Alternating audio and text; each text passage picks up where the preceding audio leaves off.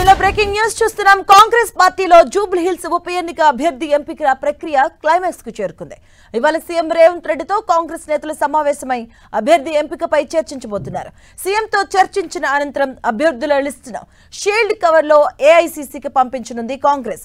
అభ్యర్థి విషయంలో ముగ్గురు ఇన్ఛార్జీల మంత్రులు రిపోర్టు రూపొందించారు. వారు 4 పేర్లను ప్రతిపాదించారు. నవీన్ యాదవ్, సిఎన్ రెడ్డి, అలాగే బొంతు రామ్మోహన్, అంజన్ కుమార్ యాదవ్ పేర్లను ప్రతిపాదించినట్లుగా తెలుస్తుంది. వారిలో ఒకరి పేరును అభ్యర్థిగా ప్రకటించడమే తరువాయి అన్నట్లుగా ఈ ప్రక్రియ తుది అంకానికి చేరుకుంది.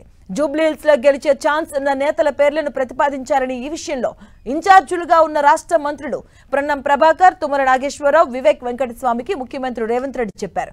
దీంతో ఆయా అంశాలను పరిగణలోకి తీసుకుని 4 పేర్లను ఫైనల్ చేసినట్టుగా తెలుస్తుంది.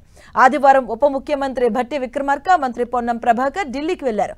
ఇక అంతకు ముందే ఎమ్మెల్యే క్వార్టర్స్ లో మహేష్ కుమార్ గౌడ్, కాంగ్రెస్ రాష్ట్ర వ్యవహారాల ఇన్ఛార్జ్ మీనాక్షి నటరాజన్తో వారు సమావేశమయ్యారు.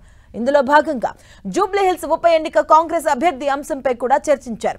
ఈ విషయంపై ఇవాళ సీఎం రేవంత్ రెడ్డితో భట్టి విక్రమార్క, మహేష్ కుమార్ గౌడ్, మీనాక్షి నటరాజన్, ఉత్తమ్ కుమార్ రెడ్డి భేటీ అయ్యే అవకాశం ఉంది.